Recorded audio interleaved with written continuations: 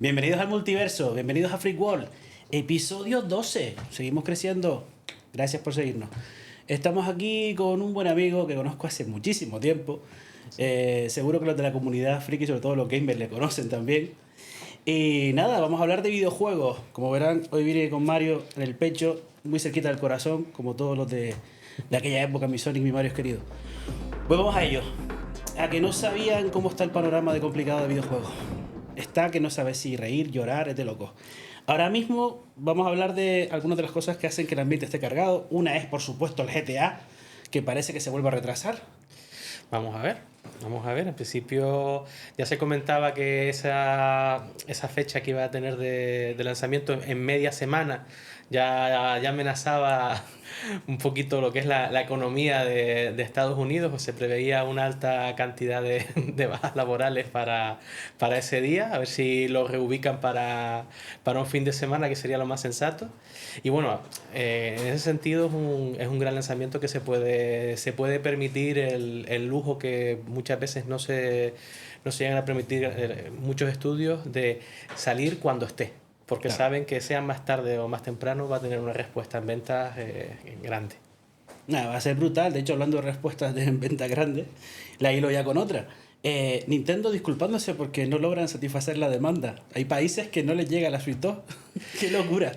Se está vendiendo como rosquillas, la verdad. O sea, yo tuve suerte de conseguirla de lanzamiento, y la verdad es que, sobre todo con cómo están las amenazas de inflación. De hecho, hoy salía ya a día de hoy, ya ha subido de precio PVP oficial en Arabia Saudí.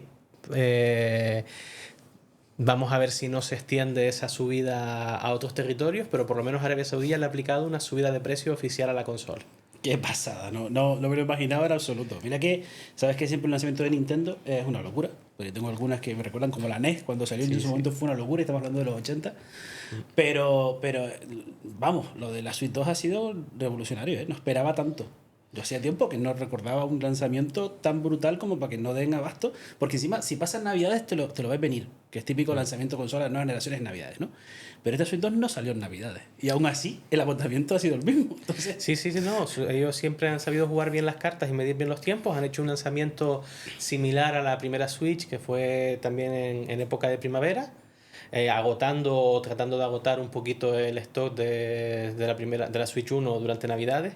Y lo mismo que en el caso del GTA. O sea, en el GTA tienes un lanzamiento que han pasado muchos años entre el 5 ahora el 6, pues han pasado muchos años entre la Switch 1 y la 2, y eso se nota en las expectativas de ventas, y más sobre todo por el efecto llamada, porque quienes ya tenemos la consola y ya nos hemos dado los primeros feedback y la hemos podido catar, nos hemos llevado una grata sorpresa. O sea, está funcionando bien, todo el catálogo de Switch 1 funciona como tendría que haber funcionado en un inicio, y claro, ya lo que haces es, tienes un lanzamiento, una expectativa, y el que tuviera duda, pues tiene la confirmación de que la máquina está rindiendo de forma positiva. Entonces, más se incrementa la llamada, ¿no? El boca a boca. En este caso, aunque no lo necesitaba tanto, está haciéndole un buen favor a Nintendo, ¿no? Y muy cortés, como siempre, Nintendo con esos detallitos, ¿no? De disculpar, porque ni ellos preveían la buena recogida, ¿no? Estábamos mirando que había cifras preliminares de que creo que eran 5 millones de unidades vendidas en los 3 primeros días, incluso la primera semana. O sea, todavía tienen que asentarse. Veremos si... Pero tiene un arranque mejor que el que tuvo la Switch 1 en su época. Veremos si de aquí a unos años Sony tiene que acrecentar el volumen de unidades vendidas de PS2. total, ¿te imaginas? De hecho, cuando ves esas listas de ventas de juegos de antes comparados con los de ahora, Sí, sí. a mí me parecen absurdas. O sea, comparar los tiempos de una Super Nintendo cuando jugar a los videojuegos era de cuatro ratitos, las cosas como son, éramos cuatro ratitos y poco Claro. más. Ahora que es super mainstream y que casi eres raro si no juegas al videojuego, ¿no? Claro, son cifras que no... Incluso la población, tío, no tiene que ver. Es que es eso.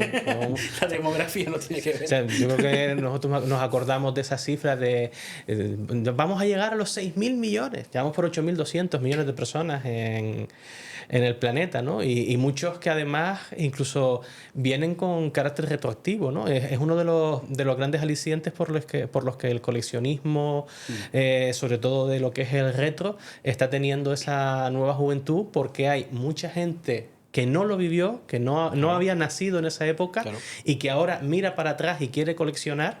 Y claro, tienes lo que se fabricó y se produjo entonces no concuerda con el volumen de demanda que te generan estas nuevas generaciones de coleccionistas. Claro, claro. De hecho, yo siempre digo que no se puede comparar por cosas como, por ejemplo, cuando hablas ahora de cuánto ha vendido un tomo de One Piece, o en el que en su momento era el cómic más vendido de todos los tiempos, sí, que fue el X-Men, un X-Men del año 91.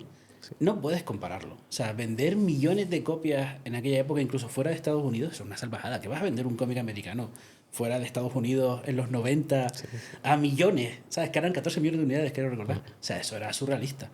Y claro, lo comparas ahora con los números y es que One Piece lo supera, por ejemplo, digo One Piece sí, por citar uno de los más superventas, ¿no? Dragon Ball.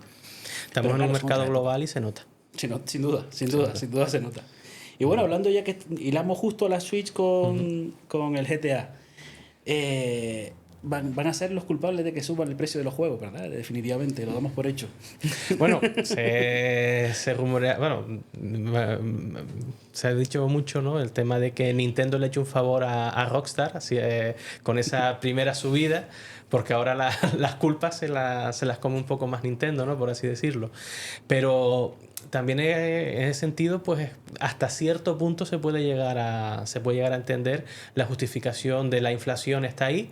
Nos guste o no, pues tiene su razón de ser y no es lo mismo generar videojuegos para las audiencias de hoy que lo que era entonces, ni los costes de desarrollo tampoco. Entonces, hasta cierto punto se puede llegar a entender. Se puede llegar a entender razonable.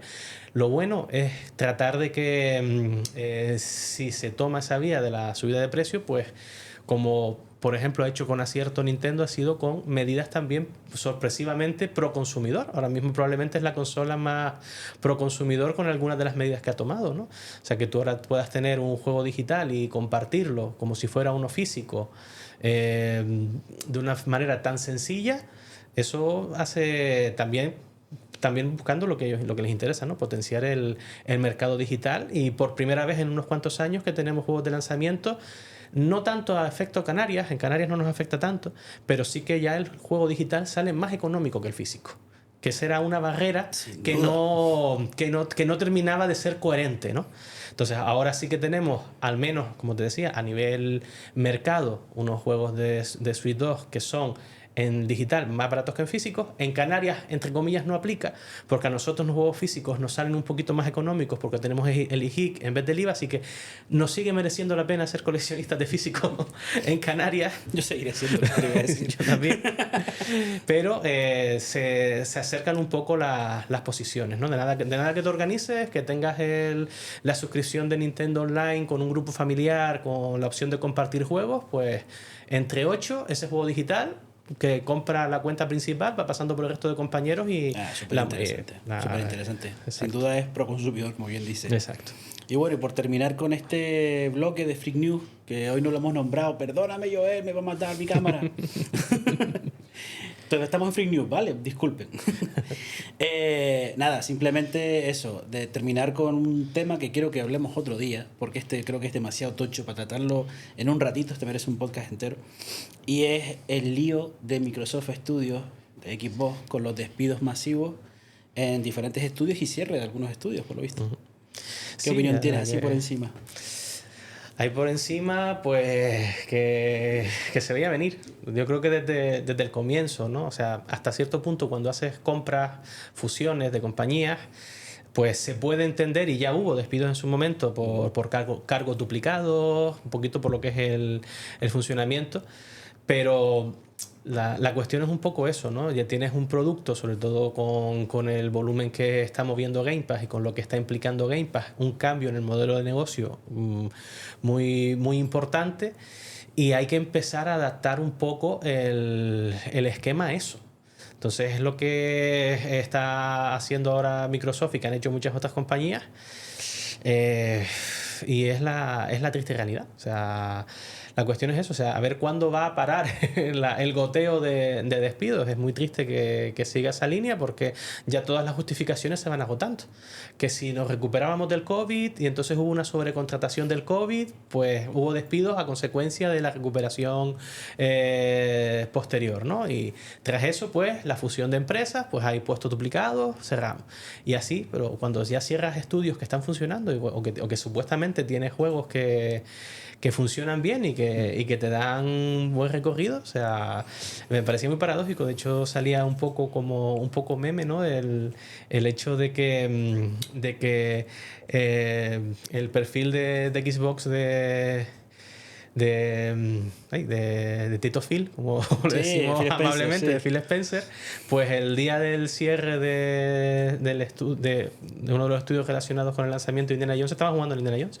Entonces, pero claro, son decisiones al final Sí. corporativas y que muchas veces quizás no dependen tanto de las personas que están dentro de las empresas con corazón y cariño al sector, estoy seguro, de hecho estoy seguro. sino a lo que es la parte corporativa, ¿no? Ahí, Estoy a fin de seguro. cuentas son grandes empresas, accionistas y hay veces que hay que tomar decisiones que duelen. A mí me ha dolido en el alma, como apasionado de Rare, de GoldenEye en su momento y de Perfect Dark, pues que se cancele el Perfect Dark nuevo. Perfect Dark Remake, o sea, sí. con la Y si no pusieron ilusión, las imágenes, con la ¿verdad? ilusión que me hizo a mí cuando se anunció ese juego.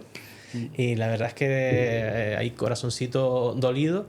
Pero vamos a ver cómo lo continúan enfocando. Yo lo que espero es que no acabemos todo con pases de temporadas en juegos como servicio, que parece que es lo único que le ven la rentabilidad Sí. fácil y es por lo que están apostando mucho, ¿no? Tristemente. De hecho, con la Xbox pasaba que justo leía esta semana cuando pasó todo este jaleo, leía como opiniones súper dispares y algunas que parecía que estaban bien fundamentadas y de alguien que sabe bastante de economía, porque al final esto es economía, aunque los queramos engañar pensando que es todo pasión y amor y videojuegos. Hay muchas cosas detrás. Los videojuegos son caros, manejan mucha pasta, mueven muchísimo dinero y el desarrollo y los, digamos, esos fichajes como deportivos casi, Sí. de ficharte a un programador de un sitio y llevártelo al otro, ese tipo de cosas, mueven muchísima pasta, ¿no? Entonces, ¿qué ocurre? Que leía, por ejemplo, un lado decía, no, este es el fin de Xbox muere, le va a pasar como a Sega, tal y cual. Un tipo de perfil diciendo eso. Otro tipo de perfil, nada, esto porque lo van a enfocar todo al Game Pass, como bien decía, y ya está, y van a morir, todo va a ser Game Pass, todo va a ser Game Pass. Y como además habían presentado eso de la Razer, creo que era, ¿no? La portátil... Sí, la Asus. La Asus. Sí, sí. La portátil esta que iba a compartir con Xbox y tal, que iba a poder jugar con el Gamepad dentro Que y ya el está. PC, ya está, sí, está O sea, funcionando. realmente tú tienes una Asus ROG Ally o cualquiera de de los PCs consolizados Sí. que tengan ecosistema Windows y puedes jugar, Y ya puedes jugar, a Game claro. Pass. Sí, que realmente es poco lo que han presentado como novedad, es solo un... Sí, es un marco un de marquito. plataforma exclusiva, un botoncito extra Sí, para llamarle la para portátil. llamarla tal, pero realmente quien tenga ya una consola de estas características ya está disfrutando de esos servicios De hecho, que recordemos te requieren una suscripción por supuesto. a Game Pass en modalidad Ultimate, además no te vale Por la supuesto, modalidad de PC y estándar. consola, tiene que ser las Sí, dobles, sí. sí. Y nada, y el último perfil, para que veas que es el que más me sorprendió porque es con el que creo que es el más acertado. Hubo quien se puso a estudiar las últimas veces que Microsoft hizo despidos masivos y era siempre entre 1 año y 2 antes de comprar otro estudio. Claro. Vale. Y es como vamos a reducir, porque todo el mundo lo sabe, los que saben un poco de empresas, la mejor manera de ganar dinero es tener poco gasto. Ese es el secreto. Reducir los costes, reducir los gastos y tener que invertir lo menos posible para generar un producto. De hecho, poniéndolo en ese contexto, ahora venimos de una serie de lanzamientos fuertes de Xbox. De hecho, era paradójico de que este año ha habido más lanzamientos de Xbox en PlayStation que de PlayStation en su propia consola. Sí. Hemos tenido Doom, el lanzamiento de Indiana Jones. Se viene el Forza Horizon. Exacto. Entonces, ahora mismo acabas de hacer una serie de lanzamientos fuertes. Tienes que seguir rentabilizando, amortizando esos lanzamientos. Los nuevos desarrollos estarán por comenzar. Es que es el momento en el que te puedes plantear ese tipo de reestructuraciones. Sin duda hay algo que no nos han contado y ya lo sabremos, porque te decía que esto da para podcast entero, porque podemos hacer un repaso histórico de cuántas veces ha ocurrido eso en la historia y creeremos que son pocas, pero yo estuve investigándolo porque quiero hacer un podcast sobre este tema. Y son unas cuantas, ¿eh? Y no solo un estudio, no es solo Xbox, no es solo Sega, no es solo Sony. Bueno, ha pasado muchas es veces. macroeconomía, a fin de cuentas. Estamos hablando de grandes multinacionales y que no tienes, digamos, planes de negocio que no son ni a 1, ni a 5, ni a 10 años vista, sino que son a décadas incluso, ¿no? Entonces, cuando tienes planteamientos tan a largo plazo, sobre todo empresas como Microsoft, que tienes un colchón que te permite hacer y deshacer detrás, pues puedes plantearte hacer esas estrategias de desgaste, porque no son otra cosa, sino estrategias de desgaste a competencia, como es el Game Pass, como son los juegos gratuitos de Epic Games cada semana. Total. O sea, son nuevos factores que se han incorporado a lo que es el motor de la industria y que modifican y cambian sustancialmente los objetivos de algunos desarrollos. Hay desarrollos, sobre todo de juegos de indie o de 1 o doble A como mucho, que ya su objetivo no es tantas unidades de venta. Mi objetivo es que me pague Epic la semana gratis y con lo que me va a dar Epic, el cheque de Epic Games de que mi juego esté gratis esa semana ahí, ya con eso he rentabilizado el desarrollo. Y ya vas enfocándolo a eso. Total, sí. Más gente me conoce, más gente tiene acceso al juego, se engancha y a lo mejor después lo quieren comprar. Hay un montón de cosas, pero es lo de siempre. Tiene muchos pros y contras eso de las plataformas. Creo que pasa igual con Netflix y con cualquiera de televisión. Creo que tienen demasiados pros y contras. Y para mí es la calidad, el factor calidad. A veces el ampliar el catálogo con 300.000 juegos parece maravilloso, pero después a la mitad de ellos, a los 20 minutos, los he quitado porque no me han enganchado. ¿eh? No, y luego el factor que genera de castigo al consumidor tradicional, porque ya estamos hablando de juegos que es que no pasa ni siquiera un año, no llegamos allá a los 12 meses de que el juego sale al lanzamiento, precio completo, 80 euros, a que lo tienes gratuito en una suscripción de Amazon Prime o en una suscripción de Epic Games, o lo tienes en Game Pass. Entonces ya estás educando al consumidor en que se espere o se suscriba. Es más, tengo anécdota con lo que dice aquí el compañero. Es brutal, ¿no? Me pillé en su momento el Mortal Kombat del 11 con la edición deluxe, que por eso está la máscara ahí de Scorpion. Yo también pagué los 300 euros. Y después la de Sub-Zero. ¿Qué te pareció aquello? Sacas la definitiva, estaba la coleccionista, la definitiva absoluta que era esta, y luego una que era con los DLCs y otra máscara aparte. ¿Qué hago? ¿Me compro el mismo juego con los DLCs que ya había comprado también para conseguir solo la máscara? No, tío, no. NetherRealm Studios, Warner Bros. No. Joder, pero fíjate, luego nos sacan una edición coleccionista que no trae el juego y nos parece mal. Sí, también te digo. O sea, te digo que ya pasó con el... me pasó con el Gears of War 4. Que estaba hasta el hueco, porque se me fastidió porque en la caja estaba el hueco, ¿vale? Entonces, en la caja estaba el hueco, como que pensaron ponerlo con el juego y después dijeron, no, lo quitamos y vendemos el juego por una parte y el coleccionable por el otro, pero bueno. Sí. Pues nada, vamos si quieres a la siguiente sección. Me ha encantado esta parte, cómo se mola estar con gente que sabe, tío, me flipa. Lo mejor de este trabajo es esto, sin duda. Pues nada, nos vamos. Easter Egg Back. Esto básicamente es un verdadero o falso.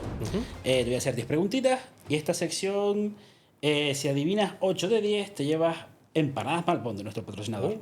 Deliciosas, increíbles. De hecho, hay un montón de sabores, siempre digo lo mismo, un montón de sabores. También digo lo mismo siempre, pero es que mola mucho decir la verdad en la tele. Somos los únicos que decimos en pantalla la verdad, creo. Y es que mola de hablar de un patrocinador que hace cosas tan maravillosas y que de verdad todas están buenas. No probó ninguna que diga, esa no. No, todas, increíbles. Así que ya saben, empanadas Malbón. Vamos a ello. Venga. Voy a empezar de fácil a peor. Después dije, no, voy a ponerlas mezcladas porque Jorge es pro. Sorpréndeme. Jorge es pro y se la pasa a ver seguro. Shigeru Miyamoto es el creador de Sonic the Hedgehog. No, falso. ¿Quién es? El Shigeru Miyamoto, creador de Mario y de Sonic. Ahí ya, si me hubieras preguntado el creador de Sonic, ahí se me está... Nah, pero ya esto es extra. Yuji Naka. Sí, Yuji Naka, eso es. Un crack, súper fan de Sonic. ¿Sabes qué me pasa? Sobre todo a veces con juegos así tan antiguos, que me acabo sabiendo antes, pues a lo mejor el compositor o el director de arte de no sé qué, que a veces Sobre todo cuando son tan antiguos, ¿no? Y mira que yo soy más de Sonic que de Mario. Sonic Forever, a mí Sonic me apasiona, es un personaje que siempre me ha encantado. De hecho, siempre digo que es como el que me metió de lleno en los videojuegos. ¿Sabes? Creo que eso lo tenemos en común, además, que mi madre era gamer también, y mi madre tenía un Atari, creo que la tía también, si no recuerdo mal. Sí. Un Atari 2600 también. La 2600. Y luego lo siguiente fue la NES, que fue también de mi madre, pero la que vino detrás fue la primera consola que tuve. Fue también. la Mega Drive. La Mega Drive también fue mi primera consola mía que me regalaron. La pedí por Sonic, en aquel anuncio de Sonic, ¿te acuerdas? Sí. Buah, tío. O sea, es que Momentazo ese, ¿eh? Sí. Ahí se notó, para mí es el salto de generación más bestia que he visto nunca. O sea, yo recuerdo aquello, el Golden Axe, el Street of Rage, el Sonic, de verte con la NES, aquello era wow. Fue brutal. Una cosa preciosa. Brutal, sin duda, amor total. Y nada, y la Super Nintendo vino después, que casualmente mi madre era más nintendera porque jugaba más a la Nintendo, ¿eh? Aunque el Column que venía en el Sega Games este 1 le flipaba. El recopilatorio, que mi madre jugaba el Column, pero no bestia. Pues nada, siguiente. Te la sabías, era fácil que te la subiera porque sé que eres pro absoluto. Esta tiene trampita, ¿vale? Va. Los enemigos en Doom estaban hechos en 3D al completo. En el primer Doom. En el primer Doom. Yo diría que es falso. Porque aquí hay una combinación, no todos los enemigos. Sí, y entonces hay sectores que se jugaba todavía con la combinación 2D 3D. Correcto. Sobre todo en esos primeros desarrollos 3D donde tenías muy bien planteado el recorte de la progresión, la visión 2D que le muestras al usuario final, ¿no? Correcto, que ellos le llamaban algunos pseudo 3D porque eran sprites, realmente eran planos, básicamente eran planos. De hecho, cuando los matabas caían de lado, te movías moviendo, veías como... Ahí se rompía la magia. Como se rompía la magia. Los efectos eran como, uy, parecía que se caía un cartoncillo, ¿no? Sí. Pero era genial. Yo recuerdo el Doom y juegazo.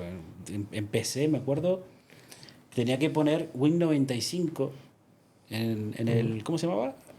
En el MS2. En MS2. Tenía que ponerlo para entrar al Win, para luego entrar al Doom. ¿Qué tiempos aquellos, tío? Qué locura. Sí. No, yo tuve la suerte de que ya había consolas por casa siendo pequeñito. Entonces yo tengo mis recuerdos de las cargas de cinta del Spectrum. Qué guapo. Y de esas cositas. Y parece que pasa el tiempo, pero mira. Que mira, hay, fíjate, anécdota que me acaba de venir por el tema del Spectrum. Así empezó la piratería en consolas. Grabando los cassettes. Grabando los cassettes, pero me refiero no solo a la piratería en gran difusión. O sea, había radios piratas que emitían videojuegos a través de las ondas. Eso no lo sabía. Sí, entonces decía, sobre todo de madrugada en Estados Unidos, en radios clandestinas. Y que bueno, señor, a partir del petidito vamos a emitir el juego y tenía media hora de... Claro. Ahí tenías todo y eso lo grababas, lo cortabas y tal, y compilabas. Porque sí, señores, aunque no lo sepan, habían consolas, bueno, ordenadores, consolas, llámalo X, que eran con teclado incluso, que se cargaban con casete, ¿vale? Me acuerdo mucho lo que me costaba cargar el Outrun, y antes que lo nombraste, es el Indiana Jones que tenía mi primo. El Indiana Jones era infernal, aquello se cortaba cada 2 minutos, tío, y tenías que volver a empezar a cargar. Bueno, de locos. Entre que no cargaban y que no podías guardar la partida, tenías el combo perfecto. Sí, de la desesperación. Sí. El Prozac se inventó para nosotros en aquella época. Bueno, seguimos. Esta es una que me hace especial ilusión porque soy muy ceguero. La consola Dreamcast fue la última consola fabricada por Sega y fue pionera en muchos aspectos. Uno de ellos, la conexión online. Falso. Hubo conexión online desde la NES.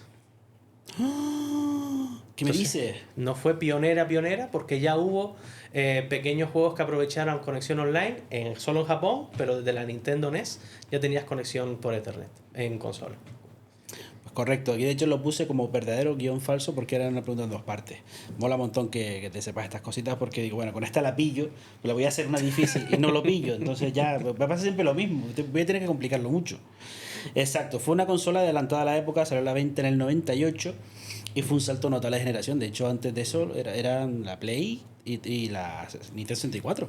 Sí, o sea, básicamente esa generación, la más potente fue la Dreamcast, ¿no? Acabó conviviendo con lo que fue el lanzamiento luego de Play 2, que digamos que fue 2000, 2001, exacto. ¿no? La Play 2 tuvo un recorrido más largo y al final entre comillas, fue sustituida, aunque comparte generación, por la Xbox, la primera, la Xbox original. Sí. Digamos que es la que ocupó un poco el terreno y fue lo que permitió a Microsoft meterse un poquito en el mundo, ¿no? La caída de Sega respecto a hardware. Afortunadamente Sega pues supo posicionarse luego Sí, en software, pero sí, la verdad es que fue una consola muy, muy, muy bonita. Yo la tengo mucho recuerdo, mucho cariño. Es de las poquitas que todavía no tengo en la colección, la tengo pendiente. Sí. Porque fíjate lo que pasaba en aquel, bueno, como gestionábamos nosotros en aquella época, claro, muy pibitos, muy, muy jóvenes. Entonces, claro, no tenías el poder adquisitivo para tener todas las consolas de todos los fabricantes. Sí, entonces, a mí que nunca tuve el Atari Jaguar, que me volvía loco. La Jaguar me flipaba. Y sobre todo se me fue el nombre. La de SNK, la Neo Geo. La Neo Geo. Sí, Qué sí. cara era, tío. Era muy cara. Era inalcanzable, ¿eh? Fue hasta cara cuando hicieron el relanzamiento también, que la sacaron Sí. como 300 euros y el tal, fue cara. Pues eso, lo que nos ocurrió a nosotros en esa época es que nos organizábamos. Entonces, yo soy de la Villa de Moya, somos una zona de campo, pueblo, la zona de San Fernando. Entonces, entre Jonay, Leonardo y yo, que éramos los tres amigos gamer, cada uno tenía una familia de consolas. Entonces, la Dreamcast la tenía Jonay, la Play 2 la tenía Leonardo y yo tenía la Nintendo 64, después la GameCube. Entonces, la tuve. La de Jonai, prestada, me pasaba los juegos, se los devolvía, yo le prestaba mi Nintendo 64. Entonces, ahí teníamos una tregua plantada, banderita blanca, ahí no había guerra de consolas, ahí las consolas se compartían. Entonces, una comunidad de consolas. Por eso un poquito justo de las que... Y claro, como luego ya después, cuando la vas a buscar, pues siempre estás buscando la que tenga todo, la que tenga, a ver si tiene su cajita, a ver si la consigo tal, pues la he dejado todavía pendiente y es de las poquitas que me faltan de la época. Qué bien que traje esto y no mi Dreamcast, si no me lo hubiese robado, hubiese salido corriendo aquí, ya quedamos al podcast a media. Nada, pero hecho, le tengo mucho cariño. Para mí es un consolón. De hecho, hay juegos, el Metropolis Street Racing. Nosotros jugamos a Soul Calibur ahí y al Sonic. Increíble. Al Sonic el 1 y el 2. Brutales. El Semue es una maravilla. El Virtua Fighter, sí. Increíble. Había un juegazo. De hecho, el Semue, iba a decir, me olvido del Semue, que es una locura, es un hito del mundo de los videojuegos. Es el padre de los sandbox. Para mí es... No sé, creo que es una de las piezas clave en la industria de la historia de los videojuegos. Y el Metropolis Street Racing, tiene curiosidad, ya aprovecho y lo nombro. Era un juego de coches buenísimo. De hecho, tenía un sistema que ahora lo tienen los Horizon y otros juegos, que es el sistema de CUDOS, le llamaban, que era eso de los puntos de experiencia, de derrape, de espectacularidad conduciendo, ¿no? Pues fíjate qué curiosidad, que eran tan frikis los del estudio que decidieron llamarle Metrópolis al primero y al siguiente Project Gotham. Sí. O sea que Batman y Superman estaban en la cabecita de esos frikis de los coches. Básicamente es mi vida, coches y superhéroes. Sí. Ese Project Gotham, que fue una de las sagas más destacadas en el lanzamiento luego de Xbox. De Xbox. Es que Xbox recogió un montón de Sega. Recogió mucho. Yo soy muy de Xbox por eso, porque como soy ceguero, pues justo la primera consola recogió un montón de sagas. De hecho, reeditaron algunos incluso con mejoras. Jet Set Radio, Crazy Taxi. Hubo mucha edición entre Sega y GameCube. O sea, perdón, entre Xbox y GameCube yo conseguí tener casi todos los juegos que añoraba de esa Dreamcast de Honai. Igual. De hecho, mi hermana le compramos para ello. La GameCube, yo tenía la Xbox, mantenía la Dreamcast porque se la compré a mi primo, y es de las pocas generaciones que tengo entera todavía completa. Sí. Y me pasó igual con la Super Nintendo y la Mega Drive, también la tengo. Y para mí son de las mejores generaciones, también te digo, de notar más el salto. Yo recuerdo mucho de la Play 1 a la Play 2, fue un salto brutal. Fue un salto. Y los juegos, el catálogo de juegos de esas consolas también fue increíble. Pero bueno, seguimos, que me enrollo seguimos. una persiana aquí, perdónenme. Es que la nostalgia es muy poderosa. Bueno, esta dificililla también. Esta es una broma nada más para poder hablar. Half-Life 3 fue lanzado en 2016 en exclusiva para PC. Half-Life 3 no ha salido. Y en 2016 creo que es el episodio 1, segunda parte, si no me equivoco, el de ese año. El último episodio que iba a salir como tal.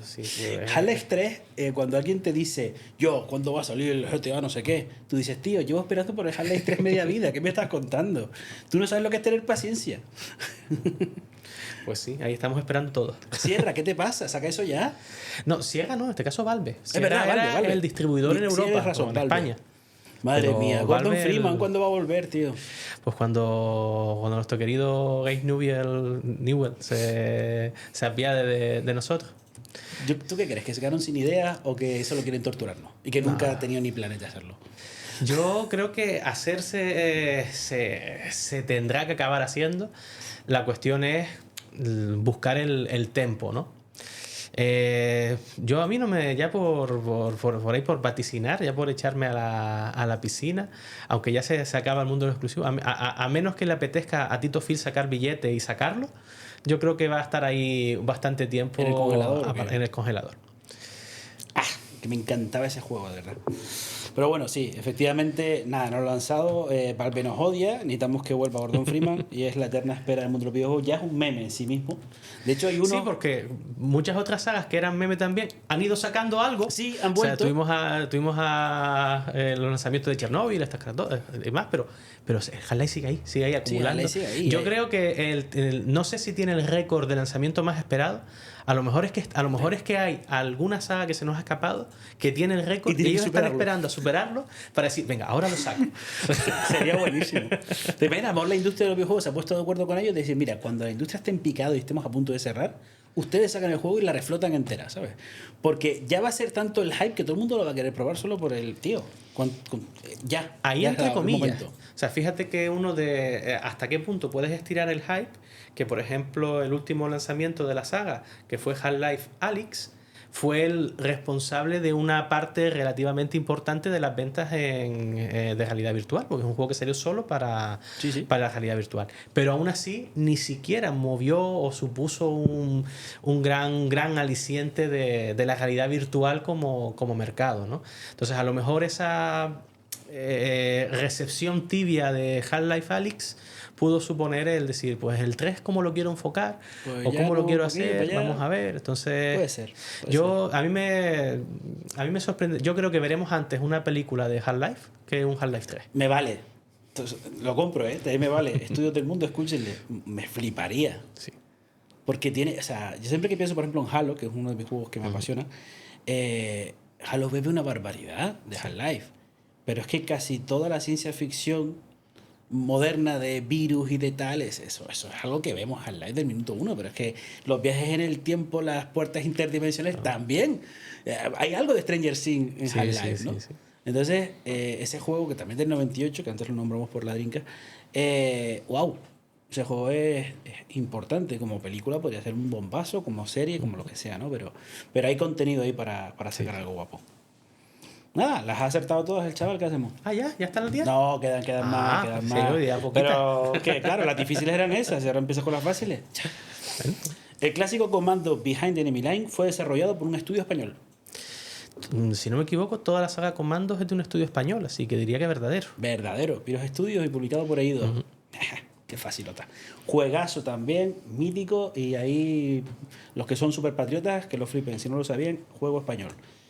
Venga, seguimos. Todas las consolas Nintendo Switch se pueden usar como consola portátil y de sobremesa. Falso. La Nintendo Switch Lite no puede ser utilizada como sobremesa. Le agradezco muchísimo la respuesta porque le he explicado 80 veces a la gente que eso es así y siguen creyendo que pueden. No se puede. No se puede. Para algo es la versión compacta, la pequeña, es la versión solo compacta portátil. Y no genera señal de salida de vídeo por el USB-C. Ni hay cable, ni nada. No se puede. ¿Ves? Esta era aposta para poder decir que no se puede, cansino. Seguimos. Tetris fue creado en Estados Unidos en los años 80. En Rusia. Los 80 sí, pero en este caso en Rusia. Nuestro querido no te creo que te acuerdes. Alexei ¿sí? Patinov. Correcto, increíble. Se acuerda del creador del Tetris. Qué bomba. Pues sí, fue de hecho más que Rusia, él es ruso, pero es la Unión Soviética cuando él realmente hizo. De hecho, ahí la cuestión es que la política de la época, la Unión Soviética, tuvo que jugar mucho de enfocar la licencia para que se pudiera comercializar fuera de Rusia y para que su lanzamiento fuera...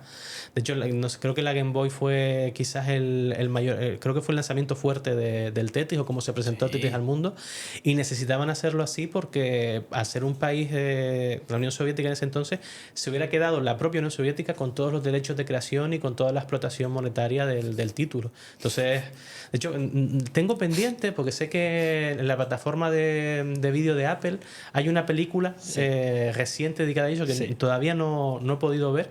Sí, la tengo en la lista también, la quiero ver. La tengo en la lista y ahí te refresca un poquito esa historia, ¿no? Un poco esa historia de pseudoespionaje. Es brutal eso. Sí. Es que hay un montón de historias con el Tetris y cosas súper rebuscadas también. No sé si alguno ha jugado el de la NES o el de la... Creo que también la Game Boy igual. Cuando hacías un Tetris, salían en aquel bloquito de en medio bailando una danza rusa, unos machanguitos en miniatura. Y la música era súper rusa, de hecho. Ahora sí, es como mítico. Sí. Y todavía hay gente que me dice, no, el juego japonés. Y digo, pero tío, sí, es de los pocos juegos que recuerdo cuando era niño que ponía creado por debajo, la firma del autor. Sí, exacto. ¿Cuántos juegos recuerdas con la firma del autor en la portada? Es el primer Hideo Kojima de la historia, el primero que puso su nombre ahí. El primero firmando como Steven Spielberg cuando hace una peli, ¿no? Claro. O sea que va, mítico. Y nada, te las vas a acertar todas, definitivamente. Te quedan 3 solo, ¿vale? Empanas para casa. Vamos a hacer otra vez. Me va a arruinar, me va a decir el patrocinador, Eduardo, me vas a arruinar, pon las más difíciles. Bueno, vamos. Volviendo a lo clásico. Pac-Man fue uno de los primeros videojuegos en tener una protagonista femenina. ¿Te traes difíciles? A ver, la cosa es que Pac-Man sí es de los primeros porque en los 90 no había mucho. Realmente la protagonista femenina no tenemos hasta Miss Pac-Man, que creo que es del 92, puede ser. Y realmente antes de eso tuvimos a Samus Aran en el 87 con Metroid. Entonces, de las primeras, pues como no había un volumen tan alto de femenina... No he dicho la primera, es de las primeras. De las primeras podemos decir que sí, que a lo mejor está entre las primeras 20, 30 protagonistas femeninas, pero no la primera, ni mucho menos. No. La pregunta pero era sí de las con primeras. Su segunda edición, Miss Pac-Man. Miss Pac-Man, de hecho está más cotizada la arcade de Miss Pac-Man que de propio Pac-Man, porque era diferente el formato de la recreativa incluso. Pero sí, correcto. Se la sabe todo, definitivamente. Y le pongo esta para fastidiar, a ver si pica. Y dice, no, es no sé qué. Y nada, Iván me responde, de las primeras, efectivamente. Brutal. Esta facilísima, la 9 es muy fácil. La Trifuerza Legend of Zelda está compuesta por sabiduría, valentía y fuerza. Sabiduría, poder y valor. Que podemos traspapelar, que más o menos poder, son fuerza. sintónimos, pero sí, el poder, que es la superior, que es la roja, que es la que habitualmente consigue o ostenta Ganondorf. Luego tenemos la del valor, que es la verde, la que suele tener el protagonista Link, que si no recuerdo mal es la de la izquierda. Y la de la derecha, que es la azul, que es la que tiene la princesa Zelda, la de la sabiduría. Así que sabiduría, valentía, poder, y serían sinónimos a lo que has dicho, así que sería verdadero. Qué guapo, qué crack, da gusto. De hecho, con Zelda me pasa un montón que todavía es de eso. Bueno, lo que le pasa a ella y le pasa al jefe maestro. Que la gente dice, no, mira, ese es Halo o ese es Zelda, refiriéndose a Link. Es como confusiones que dicen, no, así se llama el juego, la leyenda de Zelda. Claro. Halo se llama Halo por, bueno, lógicamente, pero no se llama así, vale, déjenlo ya. Es como un clasicazo esto. Es un clasicazo. No, ¿qué tienes de Zelda? No, la chica esa, no, digo Zelda y tú... Y en la tienda, ¿sabes? Tú, no, Zelda es la chica, ese es Link. el tipo de verdad es Link. Y mira que ya desde el segundo juego teníamos referencia al personaje, Link and Venture. Cambiaron, bueno, el 2 no se llama Link, tal cual. Sí, la aventura de Link and Venture, claro. Digamos Zelda 2, la aventura de Link. Total, tío, pero bueno, no hay manera que lo pillen. Vamos a hacer. ¿Algún día dejará de esto de hacerse ya? ¿La gente se lo sabrá? No lo saben. Bueno, la última. En Pokémon, el movimiento Splash o salpicadura no causa daño. El Pokémon, o sea, el movimiento típico de Magikarp, no causa ningún daño, ningún efecto, así que realmente ni daño ni ninguna alteración de estado, nada. Es simplemente el pobre Magikarp tratando de hacer algo que hasta que no consuma los puntos de poder del ataque y ya por defecto empieces a hacer combate, que es el ataque base, no puedes dañar con un pobre Magikarp. ¿Qué me dices? Respuesta larga, impecable, perfecta. Efectivamente, el movimiento de Magikarp es súper inútil. Básicamente te moja. No hace nada más. Bueno, lo único que puedes conseguir con un Magikarp, con Splash, realmente, pues poquita cosa. Poquita cosa, ¿verdad? A menos que a día de hoy, que ya en el competitivo tienes cosas, que no sé si habrá algún cambalache de intercambia estadísticas con el ataque Seguro del que habrá rival o lo que algunas cosas sea, ya, y porque eso no puede cosas seguir siendo así pero... eternamente. Pero me parece muy cómico que, Sí, sí. que además que te lo supieras, porque digo, esta va a ser. No, Pokémon la verdad que es uno de los recuerdos más bonitos que tengo de Pokémon, porque yo todavía soy de esa intergeneración de que como empezamos en los videojuegos, pero seguíamos con juegos tradicionales. Para mí uno de esos recuerdos bonitos, especialmente con los compañeros que te comentaba de aquella Tazos, época, con Leonardo, los tazos y demás, era pues, zona de campo, pues nos íbamos a los bosques de eucaliptos de alrededor de donde vivíamos. A la sombra de los bosques de eucalipto en verano nos hacíamos nuestras casetitas de madera y tal, y pues estar a la sombra del verano dentro de la caseta en el bosque de eucalipto jugando a la Game Boy y jugando a Pokémon. Qué guapo. Tuvimos una infancia maravillosa Sí, y eso es sí, básicamente lo que digo todos los episodios, pero seguirá haciéndolo. Maravillosa, sin duda. Pues nada, 10 de 10, éxito absoluto. Me va a matar el patrocinador porque aquí repartiendo empanadas como un bobo voy a tener que complicarlas o inventarme ya las preguntas y mentir como un bellaco. No sé, ya veré qué hago. Pues nada, fabuloso. Y ahora nada, vamos a identidad secreta. Vamos a conocerte un poquito más. A ver, porque yo te tengo apuntado en el móvil, hace tanto tiempo que nos conocemos, como Jorge Castellano, el Fogris. Sí. Luego tenía debajo en el ordenador, me acuerdo, en la libreta, que tengo siempre el blog de notas con contactos aparte para referencias, por si alguno no me acuerdo. Y te tiene también como Comic Fest, porque estuviste conmigo Sí. participando en algún año, 1 o 2 años creo que fue. Y nada, mucha gente te conoce en este sector, ¿sabes? En el sector, como digo, la identidad friki que tiene Jorge la conocemos todos porque ha estado en 1000 sitios, eres un sitios. clásico. Sí. Pues parece que no, pero estamos hace ya 21 años que organicé mi primer torneo de videojuegos y 20 años de la primera exposición. Hice mi primera exposición de mi colección de consolas y ordenadores antiguos en 2005. Qué pasada. Estamos hablando ya, me acuerdo, primero en el Instituto Dramas, en la villa de Moya, donde era alumno. Eso fue de hecho, sea por esta fecha, la Semana Cultural en abril-mayo. Gustó, de ahí dio paso y la pude ampliar y poner más material en la Casa de la Cultura. Y encantó también y acabé exponiendo en Las Palmas LAN Party, cuando se hacían LAN Parties aquí. Sí. En 2005, que ahí me acuerdo que me pusieron un tráiler que se abría, un tráiler enorme, y dentro pues pude colocar yo los cachivaches, los ordenadores. Sobre todo tengo bastantes ordenadores antiguos, estamos hablando de hace 20 años. O sea, y que no he dejado de coleccionar. O sea, gracias a Dios que tengo una casa grande. Pero sí, o sea, son 20 años haciendo exposiciones. Y dentro del sector friki, pues incluso de antes, ¿no? O sea, que es algo que me ha acompañado de cuna y tengo por lo menos el buen sentimiento de que he conseguido, en base a mi ilusión, que los proyectos que siguen a día de hoy, muchos en los que sigo colaborando, pues sentir que he permitido o que he aportado para que el sector gamer y el sector friki en las islas esté ahí. Seguro o sea, que sí. Me siento muy, muy orgulloso con eso. Lo tengo claro que sí. De hecho, te nombro siempre que hablo de videojuegos y tal, siempre me acuerdo de ti. Es un nombre que me viene a la cabeza cuando pienso en coleccionismo de juegos. Vamos a la primera pregunta, ¿vale? Ya después de la pequeña intro, vamos a ello.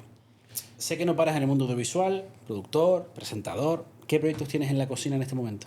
Pues ahora mismo sigo con la gran relación que tengo con la Universidad de Las Palmas de Gran Canaria. Llevo lo que son las retransmisiones en directo de la entidad, entre otros clientes también a día de hoy. Pero principalmente pues lo que son los directos de congresos, charlas, seminarios. Ahora estamos en la época de las orlas, estamos también con la cobertura técnica para ese momento tan bonito que es el de recepción del título, ¿no? Y también estoy en la parte deportiva con las retransmisiones de balonmano del Moya Tilover Y sigo con los eSports, tanto con la liga o con el trofeo eSport de la universidad, que ya tenemos confirmada la tercera edición para el próximo Qué curso. bueno.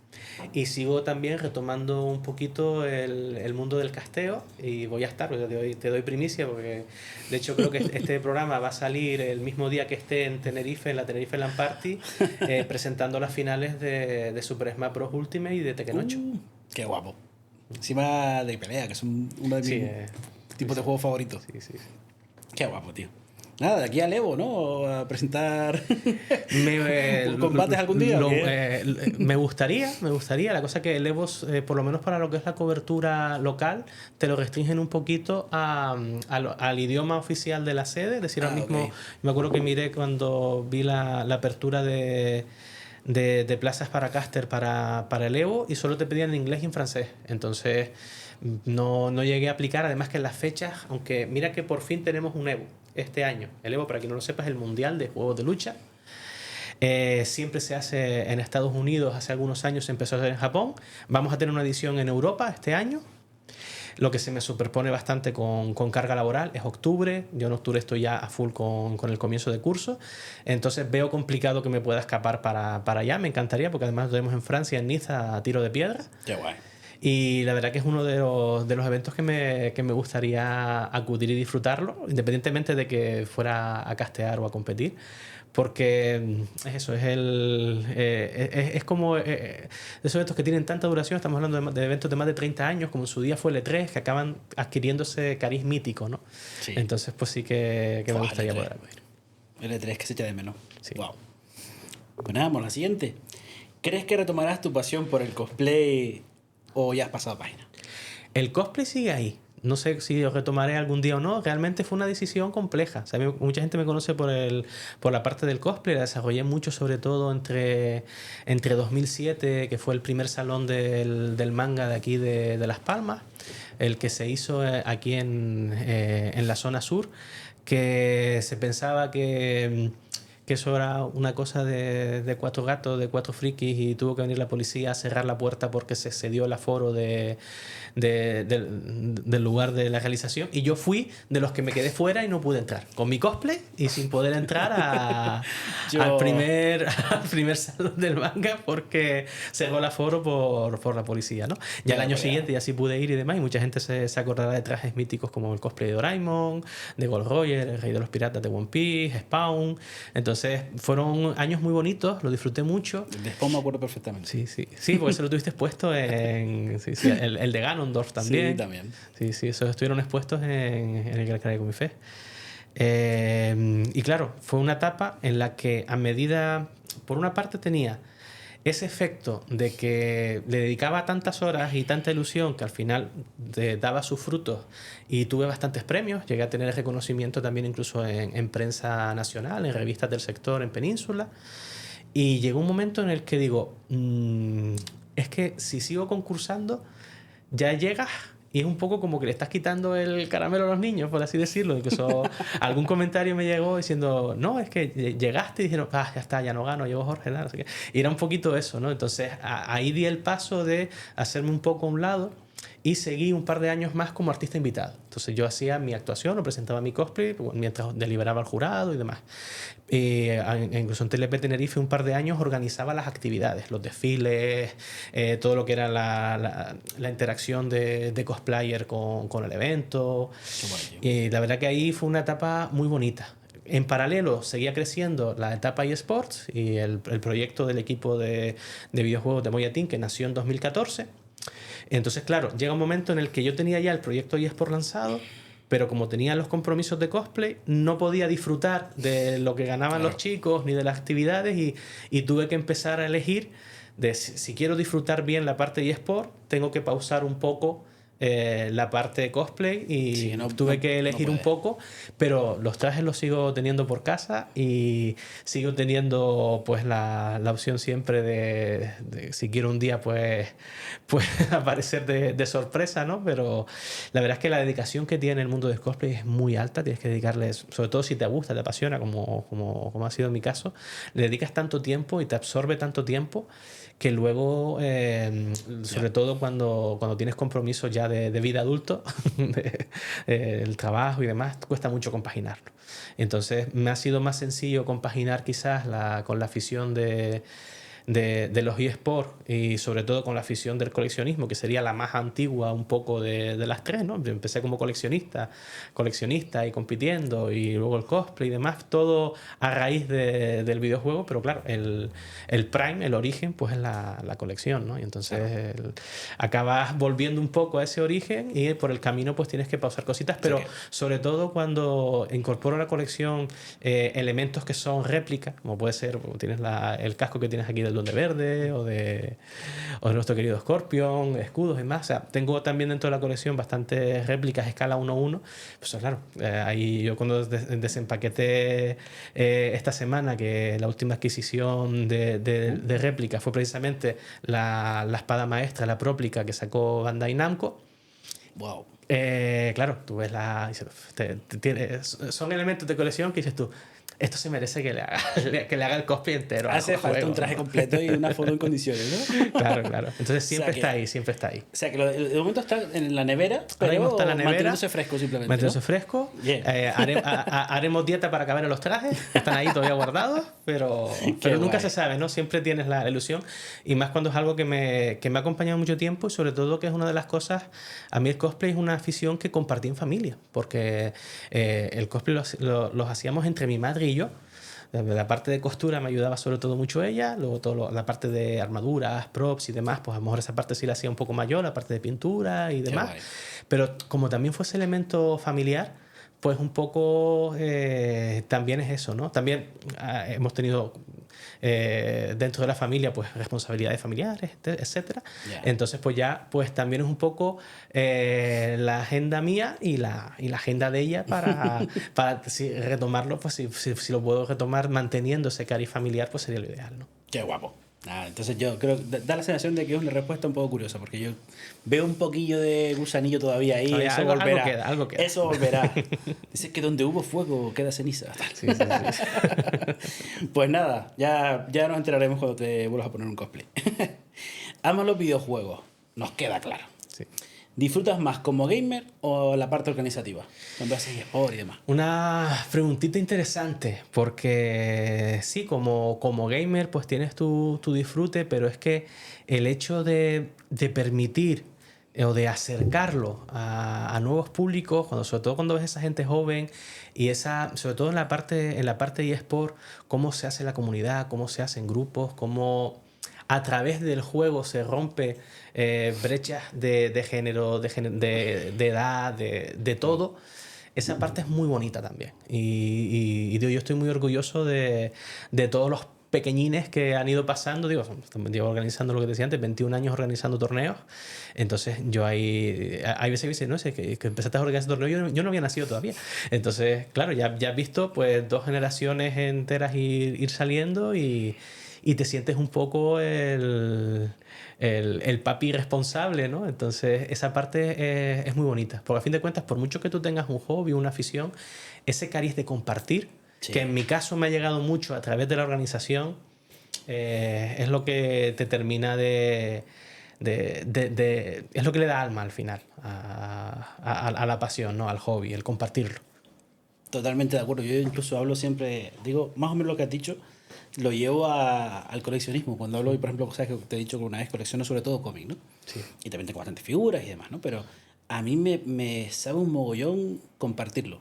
¿Sabes? De sentarme un ratito con alguien que es fan de Venom. Ven, vamos a ver esto, no sé qué, mira esto tal. Y descubrirle algo, ¿no? O alguien que te dice, no, es que me encantan los zombies. Y le traigo los cómics de Robert Kirkman de Walking Dead o Marvel Zombies y le explota la cabeza porque a lo mejor ni los conocía. Y dice, ¿tú pensabas que era una serie solo? No, salí de aquí. Sí. Y no se parece nada prácticamente. A partir del primer tomo cambian por completo las historias encima. Entonces es súper bonito compartir. Sí. Es súper bonito. Y sobre todo cuando lleva algo cultural, algo artístico detrás, ¿no? Porque al final los videojuegos, los cómics tienen en común eso, que hay mucho arte, hay dibujantes, hay guionistas, hay un montón de personas trabajando para que ese producto sea de la mayor calidad posible, ¿no? Y eso es lo que debemos compartir, ese es el legado que tiene el ser humano, es la cultura. Sí. Más allá de eso no es que tengamos mucho que aportar, porque somos un desastre ecológico y ambiental, pero bueno, para lo demás. El coleccionismo ayuda a eso, ¿eh? porque todo el plástico, PVC, resinas que se dedican a artículos de colección, ya sabes que su ciclo queda ahí. Total, y que ahí ya se no queda, lo vas a preservar. No, ya está, se va a preservar, eso no va a generar residuos, eso ahí No lo vas a tirar en Exacto, absoluto. exacto. Y de hecho no tiramos ni las cajas, porque somos así los coleccionistas, ni las cajas tiramos. Y las cajas, las cajas. Pues nada, continuamos.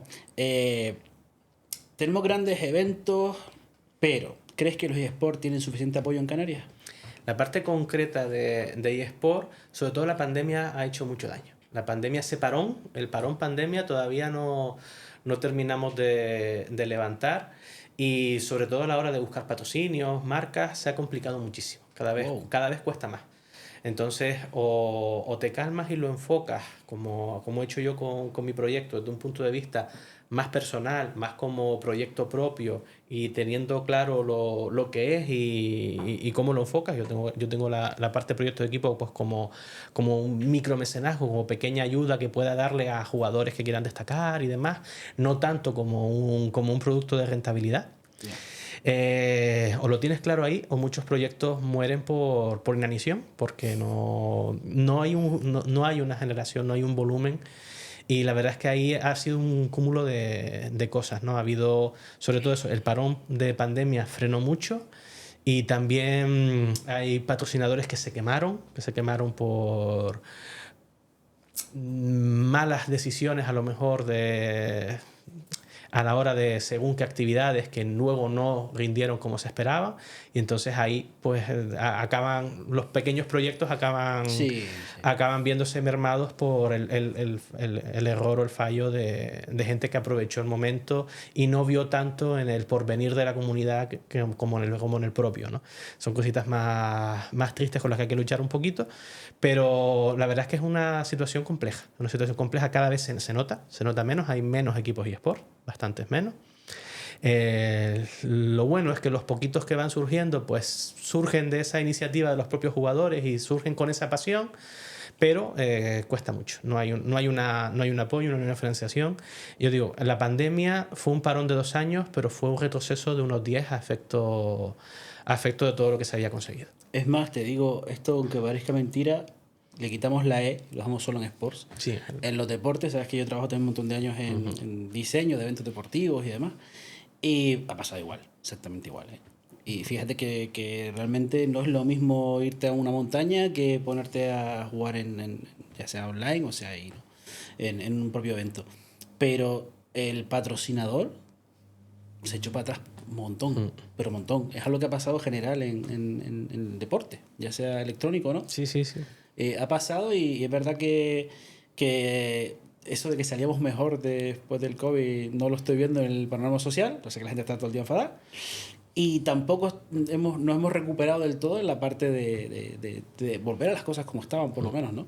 Parece que casi que ha ido para atrás. Perdón la reflexión, pero es que es verdad que me lo comentas y estaba pensando, wow, es que es lo mismo que he vivido con los eventos deportivos, Sí. Lo mismo. Es igual, la estructura es muy similar y es perfectamente extrapolable, y es lo que está pasando a nivel general en muchos sectores, ¿no? Cuando generalmente pues el patrocinio o como patrocinador tú haces un aporte por 2 motivos principales: o porque esperas un alcance publicitario, Sí, una interpretación de la que sea, ya sea alcance o lo que sea. o porque tienes claro que lo tiras a fondo perdido para tratar de apoyar una iniciativa que te gusta, lo que sea, tal, pero que a efecto corporativo eso no lo puedes justificar. Entonces acaba cortándose, ¿no? Y el engranaje público tampoco es la solución. Tampoco es No creo. solución. Yo creo que tiene que ser, sí que tiene que ser el capital privado. Esas empresas son las que tienen que verlo. Y tienen que ser conscientes, para mí, un momento pesado de Eduardo, el que pongo aquí a divagar, pero tienen que ser conscientes de que después te dicen frases como: no quiero que los niños estén enganchados al móvil, no quiero que los niños estén tirados en la calle sin hacer nada. Pero no promocionas que hagan deporte de ningún tipo, ni electrónico, ni en los montes. Entonces, ¿qué quieres que hagan los chavales? Si no les apoyas, si no los financiamos, ¿qué hacen? Pues perder el tiempo, básicamente, y hacer scroll en Instagram, en TikTok, así hasta el infinito, hasta que papá y mamá le digan vete a la cama. Es que creo que tienen que darse cuenta que el patrocinio es importantísimo para que cosas crezcan, vayan adelante Yo creo que incluso en algunos algo. deportes la situación está incluso más compleja que en el eSport, porque el eSport tiene la ventaja de que sigue siendo una actividad de acceso cero. O sea, es una actividad que si tú quieres ver los mejores campeonatos del mundo, los mejores equipos, no tienes que pagar nada. Pero hay deportes donde sí tienes que apostar y tienes que pagar, suscripción y demás. Y al final eso, donde te recorta la audiencia, es de trabajo. Entonces, muchas veces decimos, no, es que ahora hay menos aficionados al fútbol o menos aficionados a lo mejor a los deportes de motor que había antes. Se está perdiendo un poco esa ilusión, esa cantera.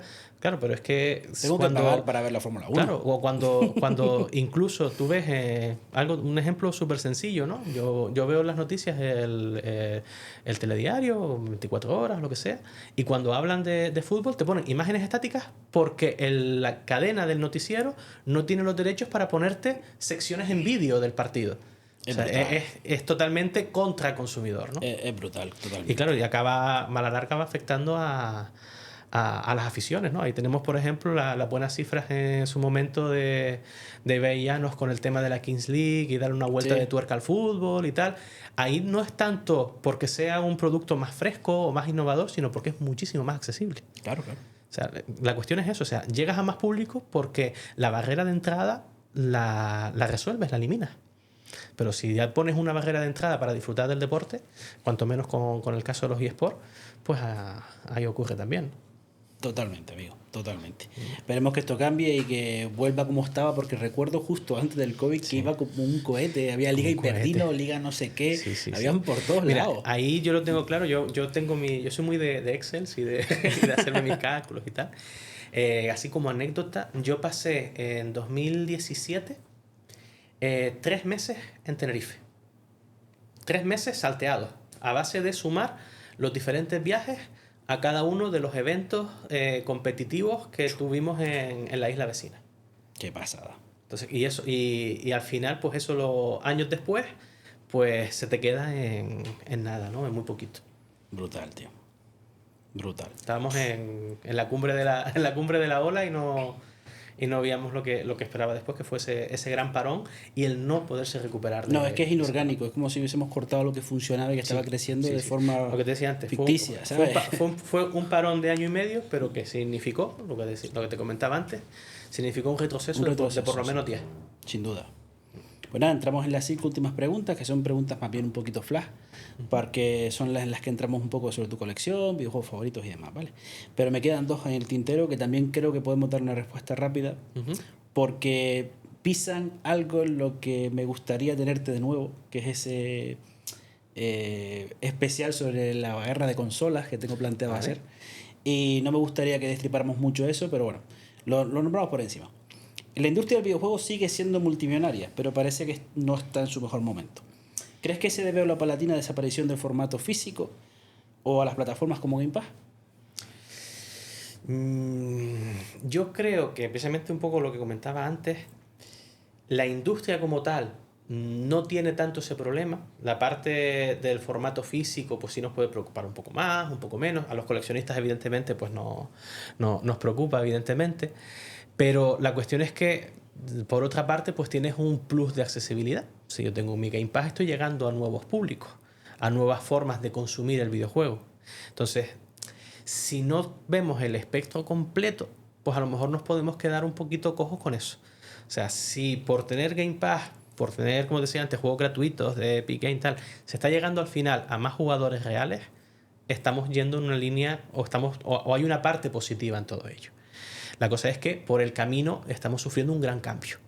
Yo creo que cuando pasen los años, igual que cuando hablamos de la época dorada de los videojuegos en los 90 y el gran crash que tuvieron los videojuegos tanto a finales de los 70, que fue justo previo a la gran época dorada. O sea, hubo un crash tremendo que fue cuando fue la caída bestial de Atari, cuando Atari empezó a caer. Total. No cayó por competencia empezó a caer porque quebró la industria y luego vivimos un resurgir que fue incluso mejor, ¿no? Total. Entonces veremos cómo termina de afianzarse estas nuevas estructuras, que ahí van a tener mucho que decir las nuevas generaciones, porque nosotros lo vemos como que se acaba a lo que estamos acostumbrados, pero vamos a ver con el paso de los años en qué se traduce.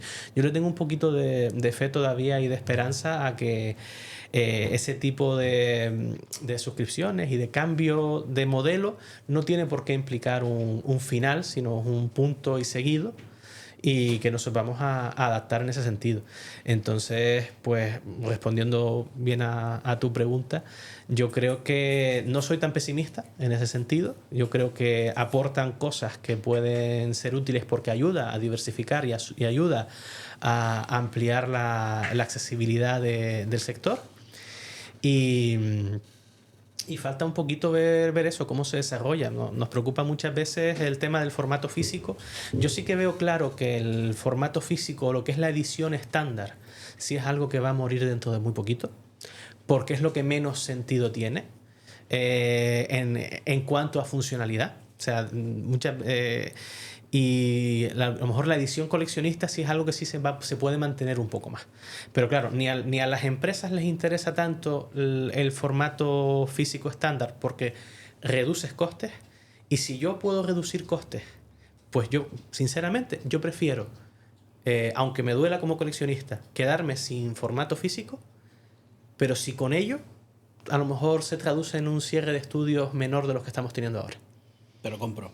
Vale, yo prefiero renunciar a eso y que el recorte vaya por ahí a que vaya por la otra línea. Te lo compro. Yo ahora mismo pienso que hay demasiados juegos y prefiero calidad que cantidad. Recuerdo cuando éramos chavales, había un juego y todos lo queríamos, lo teníamos, lo necesitábamos.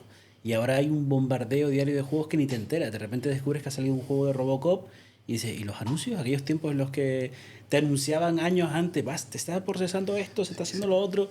Ahora salen y a correr. Pero bueno, continuando con la industria, y ya vamos acabando. ¿Qué opinas sobre la plataforma Stop Killing Video Games y la respuesta de las empresas a su petición? ¿Ves justo eso de no compras un juego sino una licencia, por tanto no es tuyo?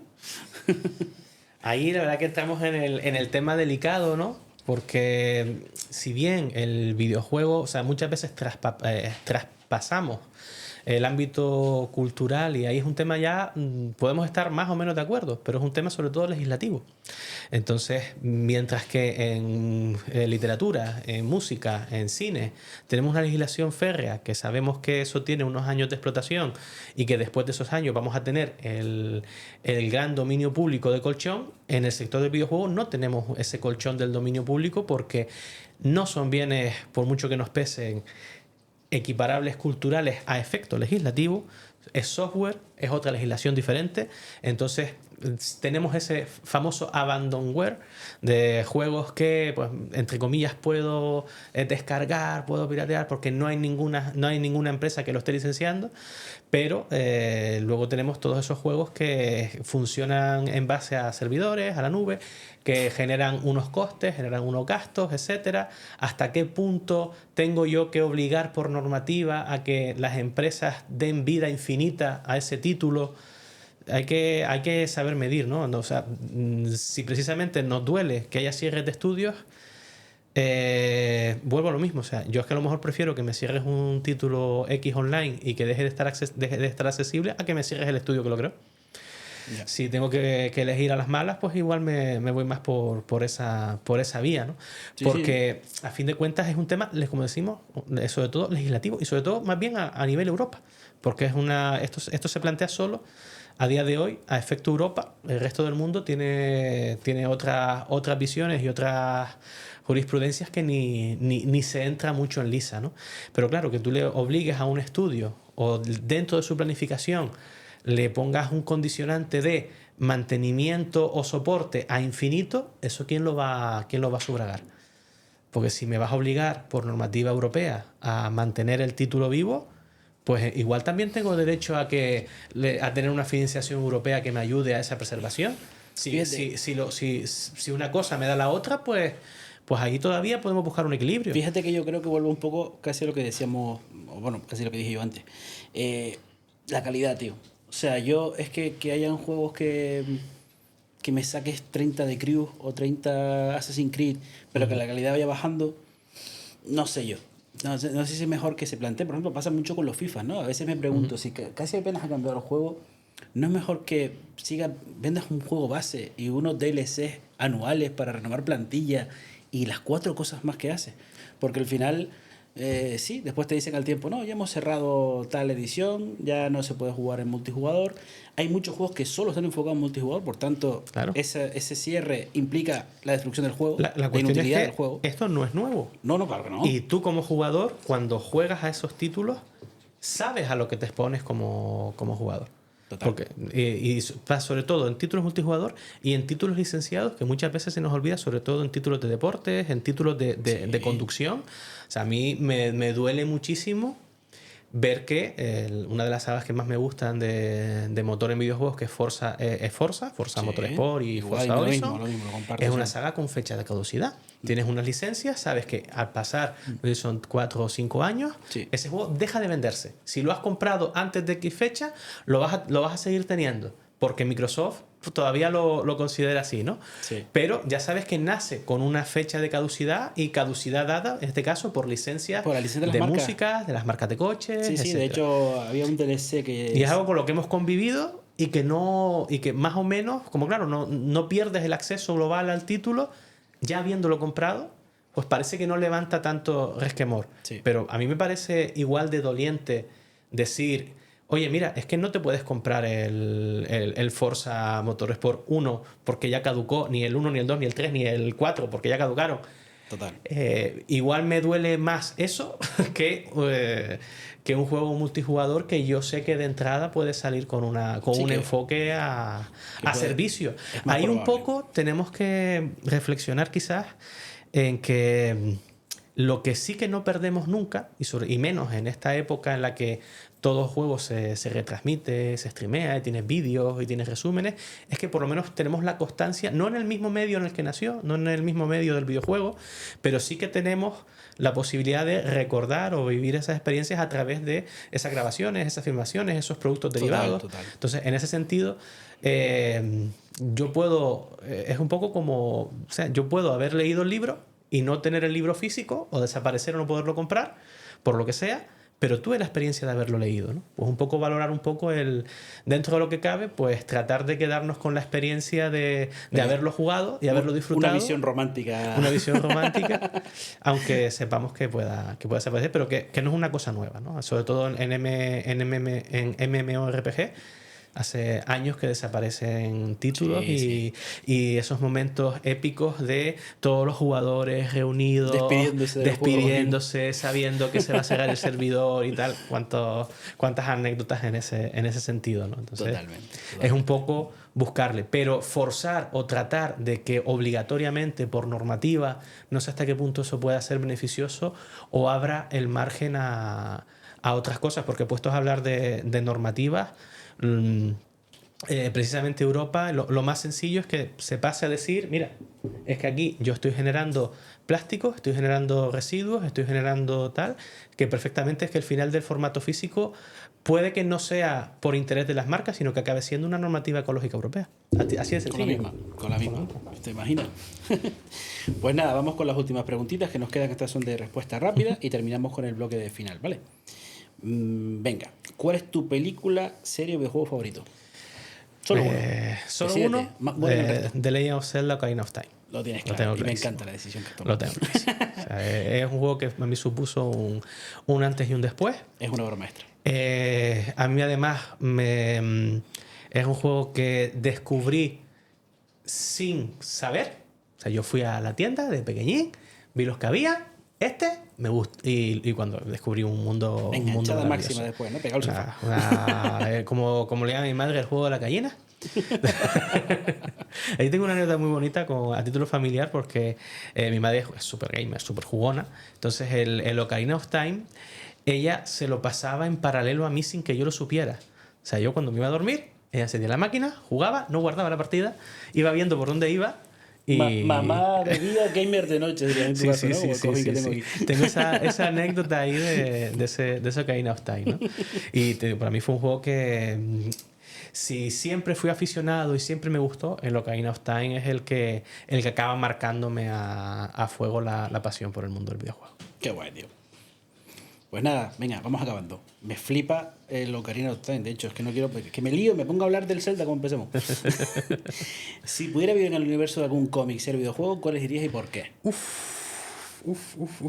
Aquí, claro, Intenta sobrevivir, hay ¿vale? tantos Intenta mundos sobrevivir. maravillosos, pero que la parte de supervivencia está ahí. Claro. El mismo mundo de Legend of Zelda es precioso, maravilloso, pero ahí tengo una serie de elementos nocivos que tienes alrededor que te pueden dar. sea, Pero vamos, si tuviera que quedarme con un mundo en el que vivir sin tener miedo a lo que te rodea. a lo que me rodea desaparecer, pues fíjate que igual si tuviera que elegir uno en el que vivir, es uno en el que se puede vivir. En el que hice vida muchos años, lo acabé dejando, lo tengo parado, pero probablemente World of Warcraft y esa convivencia a través del juego, esa experiencia de la raid de forma sana, de forma tranquila. Probablemente el mundo de World of Warcraft y el mundo de Azeroth pueda ser uno que aúna esos elementos, porque me encanta lo medieval.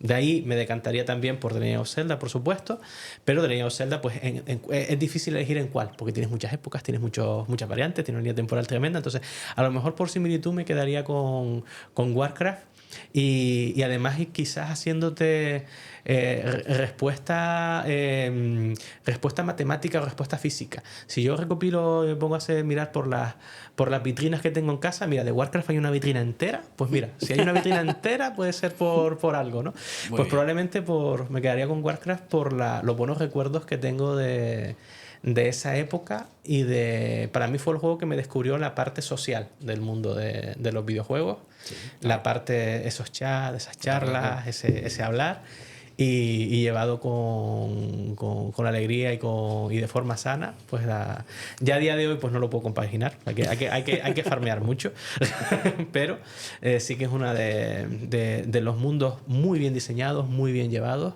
que no me importaría perderme por ahí con mi espada y mi escudo en los mundos de Azeroth. Es que molaría muchísimo poder hacer un viaje temporal a esas historias. Sí. Vamos a la última y terminamos con el juego. Eres un gran coleccionista de consolas, ediciones limitadas. ¿Cuál es tu joya de la corona actualmente? ¿Cuál es? Mi joya de la corona, y ahí, mira que hay cosas que podría decir, figuras o lo que sea, pero realmente yo tiro más de corazoncito que de cartera, en ese sentido. Y precisamente la Nintendo 64, que es la consola, también decíamos por el Zelda, ¿no? Pero esa Nintendo 64 que todavía conservo, tengo dos Nintendo 64, la normal y la edición Pikachu, con sus cajas, con todo. Mira, aquí tengo probablemente precisamente hay otra forma de formular esta pregunta. Cuando dices tú, si tú de verdad quieres saber cuál es la joya de la corona de tu colección, plantéate, si tuvieras que salir a escape, ¿Cuál rescatas, no? ¿cuál rescatas? Y eso lo viví porque me tocó salir de casa en el incendio de 2019 y una de las cosas que me llevé conmigo fue mi Nintendo 64 con el Ocarina of Time, de todo lo que podría haber salvado, pero fue una de las cosas que primero fui a coger, bueno. ¿no? Entonces ahí te dejo la anécdota. Qué guay. Me ha molado, es emotivo además. La Nintendo 64, qué maravilla. Del GoldenEye, pero es que el propio Mario era increíble. Ver a Mario en 3D Esto es que no te falla uno. No te fue falla uno. mítico. Bueno, pues nada, nos vamos al bloque 4 y terminamos. Solo puede quedar uno. Aquí básicamente te voy a decir personajes. Tienes que elegir súper rápido porque quiero que sea visceral. Y la respuesta no depende de quién ganaría la batalla, sino de quién te gusta más. Vale. Quiero saber quién es el que queda entre tus personajes favoritos aquí, ¿vale? Lo vas a poner difícil. Súper difícil, de hecho. Soul Calibur, empezamos. Bien. Siegfried, Nightmare o Sophilia. Aquí realmente depende, porque es una pregunta trampa. No pienses mucho, lo quiero rápido. Quiero escuchar un pan. Siegfried y Nightmare en un momento de la historia son Son el mismo mismo, ser, lo sé. pero me quedaría con Siegfried. Ahora para jugar, no te No, es mi main ¿Sí? y de hecho es una de las piezas de colección ya yendo a lo económico. O sea, tengo un Siegfried de Pure Arts con la vidriera detrás, una edición limitada a 250 unidades. Oh. Y es una de las joyas Con económicas esa de la espadita colección. pequeña que él lleva, ¿no? No, además te recrea la situación en la que con la Calibur vence a la Age. Es una Qué figura guapo. espectacular. Qué guapo. Y sí me quedaría con Siegfried. Normal, brutal. Otra de Soul Calibur. Boldo, Cervantes o Mitsurugi. Entre esos tres. Sí. no enlazada con la anterior. No, no, Siegfried- ya Siegfried pasó la Vale, ronda, va a otra bien, bien, batalla. bien, bien. Me decías, repíteme, perdón. ¿Boldo, Cervantes o Mitsurugi? Cervantes. Ah, igual que yo. Me Sí. flipa ese personaje. Pirata Con español. eso suelo ganar habitualmente. ¿eh? Vamos. Ahora nos vamos a One Piece. Luffy, Nami o Usopp. Yo me quedaría con Luffy. De esos tres, Luffy. Luffy, entre Luffy y Nami también me encanta. Pero vamos a quedarnos por ahora con Luffy. Venga, Luffy pasa a la final. Venga, otra de One Piece. Zoro, Sanji o Shanks. Zoro. Ahí es que soy esgrimista y las espadas me pierden. Sí. Sí, me encanta Zoro. Ah, no sabía que eras esgrimista y te hubiese puesto a Rafael, que lleva un florete. También. Sí, soy esgrimista. Me faltó eso. Ah, no investigué lo suficiente. Gané algunas copitas de esgrima medieval en su momento. Qué guapo. Vamos a un personaje que me chifla. Spawn, Clone o Ángela. Spawn. Ahí soy muy tradicional. Porque Spawn es de los mejores personajes. Además, es el único de los tres que está en el Soul Calibur. es verdad. El 2 era, ¿no? En el Soul Calibur 2, en la versión de Xbox. En la Xbox, sí, y sí, luego sí. no lo pudimos disfrutar en un juego de lucha hasta el Mortal Kombat. Sí, hasta que el volvió Mortal en Kombat el del 11, 11. justo el 11. Sí. Sí, señor. Venga, Matt Spawn. Redeemer, Sam o Twitch. ¿Te acuerdas Sam o Twitch, los policías? Sí, Me sí, flipan. sí. Y Redeemer, que no me acuerdo cómo era la traducción ya en español, que es básicamente el Spawn del cielo, el azul con alas de ángel. Vale, me quedaría con Redeemer. Se sale. Me quedaría con Redeemer. Yo ahí sobre todo le tengo mucho cariño a la serie de los 90. Guapísima, la volví a ver, está en HBO. Sí, Por sí, si no la has visto, en HBO. Es bastante gore, pero es que es muy guapa. Venga, Star Wars y terminamos con la primera ronda. Darth Vader, Palpatine o el Conde Dooku. Todo villano. Todo villano. A ver, Vader es icónico, es muy mainstream, pero es muy visceral, es el niño grande, al final se le tiene cariño, pero sí, entre los tres me quedo con Palpatine. Como villano, yo creo que es el que redondea lo que es el villano en las obras y el gran plan, profundo, ¿no? el villano grande, profundo, global. sí. Venga, siguiente con Star Wars. Darth Maul, el General Grievous o Kylo Ren. Darth Maul. No Ahí se no sale, tío. No. Y ahora se te complican las cosas en semifinales. Siegfried Claro. o Cervantes. Siegfried. Luffy o Zoro. Zoro. Me quedo con Zoro. Spawn o Redeemer. Spawn. ¿El emisario del infierno o el del cielo? ¿Dónde fue esta? Spawn. ¿Palpatine o Darth Maul? Palpatine. Y por último, y acabamos. Siegfried contra Zoro. Estos manejan espadas, Entre Siegfried y Zoro. Siegfried. Soul Calibur es mucho Soul Calibur. Spawn o Palpatine o como se diga. Spawn o Palpatine. Venga, a ver, está difícil, Está difícil, pero yo me quedo con Spawn. Ahora mismo te quiero mucho. Me encanta Me quedo Spawn. con Spawn porque es que Spawn realmente le puede dar guerra vivo y le puede dar guerra después Sí, al otro lado. vuelve, sí, Eso no, defiende vuelve, el eso otro se lado. arregla. Sí. Al Simo al poder otra vez. Y nada, final, Siegfried o Spawn. Aquí Siegfried o Corazón Spawn. partido. Corazón partido, no, pero me quedo con Siegfried. ¡Wow!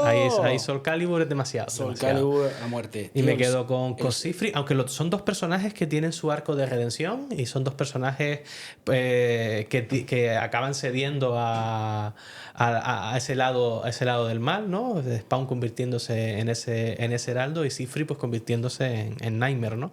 Entonces los dos tienen son dos personajes realmente muy, muy similares en trasfondo y en diseño arquetípico. No lo había pensado, pero sí. De hecho, uno por errores y el otro también. De hecho, los errores de Al Simon en vida son los que le conllevan a convertirse en Spawn y el intento de redención constante es lo que hace que siga siendo Spawn. Así que sí, me mola mucho, tío.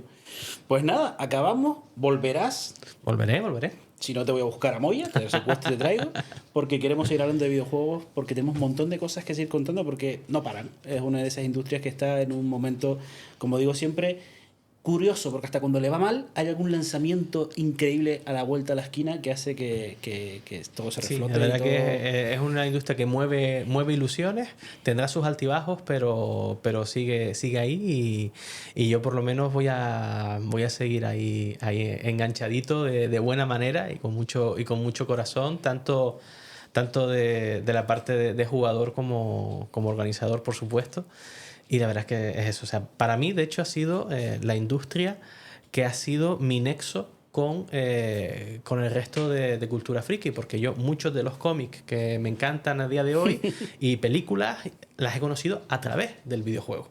Entonces, mi primer contacto ha sido con el videojuego y del videojuego he expandido hacia el cómic, he expandido hacia el cine, pero el punto origen, en mi caso por lo menos, ha sido el videojuego. Sí, a mí, por ejemplo, siempre comento esta, pero es que es brutal.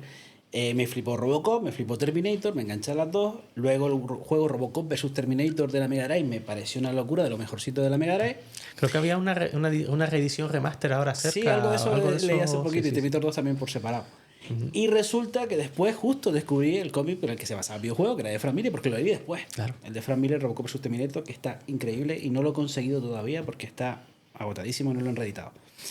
Y sí, tío, el mundo de los videojuegos al final está ahí siempre. Ahí, o el videojuego de la película o la película del videojuego, pero está constantemente. Así que tenemos muchas excusas para volver a vernos aquí en este podcast, tío. Yo encantado y muchas gracias por invitarme. Muchísimas gracias. Pues nada, nos despedimos. Muchísimas gracias a nuestros patrocinadores. Por supuesto, como siempre, la UNAM, Universidad Atlántico Medio. Recuerden que tienen cursos increíbles y los videojuegos son una de esas cositas que están por ahí entre su catálogo. Por supuesto, Empanadas Malbón, me flipan. Recuerden que tienen un montón de tienditas ya disponibles para probar esas empanadas maravillosas. Y por supuesto a mi casa, a Freak Wall. Nos vemos, gracias.